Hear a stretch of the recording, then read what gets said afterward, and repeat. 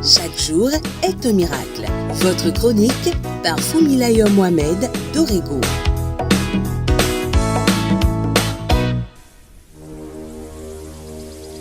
La loi de l'équilibre, comme dit hier, stipule que tout est équilibre autour de nous.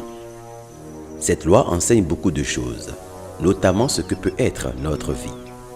Jamais l'être humain ne se plaint de son bonheur, de sa joie, de sa fortune, de ses opportunités. Tant que tout va bien, l'être humain est content. Mais dès que survient un petit problème, ce dernier s'arlame et crie sur tous les toits. Or, ce n'est rien d'autre que le bon fonctionnement des choses. Nous devons savoir vivre et comprendre que tout doit se faire dans la modération et surtout s'attendre à toutes sortes de fluctuations. De même, si l'homme souffre, il doit être conscient que cela ne peut durer éternellement et que l'équilibre lui apportera du repos. Malheureusement, la plupart n'en sont point conscients et s'éternisent dans les plaintes ou se focalisent sur le manque et sans le vouloir aggravent leur cas. Et c'est là que rentre en jeu la loi de la réciprocité des effets. La loi de la réciprocité des effets, encore appelée la loi des affinités ou de l'attraction, stipule que c'est seulement les choses de même nature qui vont de pair et qui peuvent s'attirer. Elle fait ressortir la corrélation entre action et réaction, entre effet et conséquences. Prenons le jour et la nuit par exemple. Il existe une attraction entre eux, bien que la compensation soit de mise. Le jour est fait de lumière et la nuit des ténèbres. Lorsque les yeux sont exposés à une intense lumière, ces yeux ne verront plus et ne verront que des ténèbres.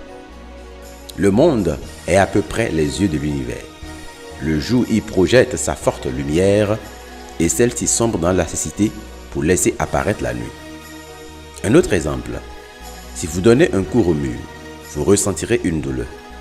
C'est ça la réciprocité des effets. Une telle loi est une clé puissante pour l'humanité car elle décrit la façon de créer ou d'avoir tout ce que l'homme souhaite. Mais il faut savoir aussi l'exploiter convenablement car parfois, comme le jour et la nuit, l'attraction peut devenir une compensation, ce qui n'est pas toujours le désir premier de notre cœur. Je vois des personnes en couple, par exemple, qui se plaignent du fait qu'elles ne croisent que des partenaires autoritaires ou trop coléreux, des partenaires frivoles ou trop matérialistes, alors qu'elles-mêmes sont tout le contraire. Après discussion, il s'avérait toujours, surtout après une première déception, que ces personnes nourrissent de l'amertume avec le désir de pouvoir devenir comme ces partenaires qui les ont trahis ou qu'elles auraient aimé leur rendre l'appareil. Sauf qu'en gardant en soi une telle attitude de cœur, leur esprit est focalisé sur ce qu'elles ne sont pas, ce qu'elles ne désirent pas, et c'est inévitablement ce qu'elles attirent davantage dans leur vie.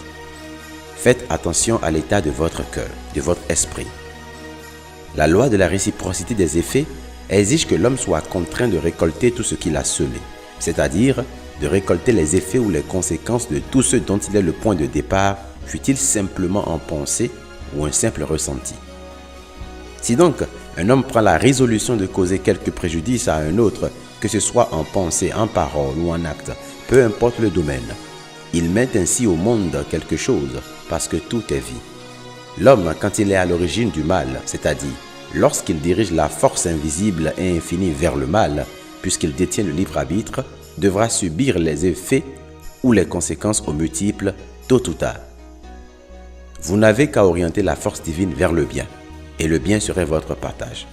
Vous désirez le bonheur, orientez la force divine vers le bonheur, et ce dernier sera votre partage. Vous n'avez rien à faire d'autre que de diriger la force. Le temps se chargera de mettre en place le résultat. Une fois la force dirigée, comme une semence, une autre loi entre en jeu, la loi du mouvement. Elle prend le relais et amène à manifestation ce désir. À demain pour la suite. Merci de contacter le numéro +229 66 92 09 09 pour participer au groupe restreint de discussion ou pour rejoindre la liste de diffusion.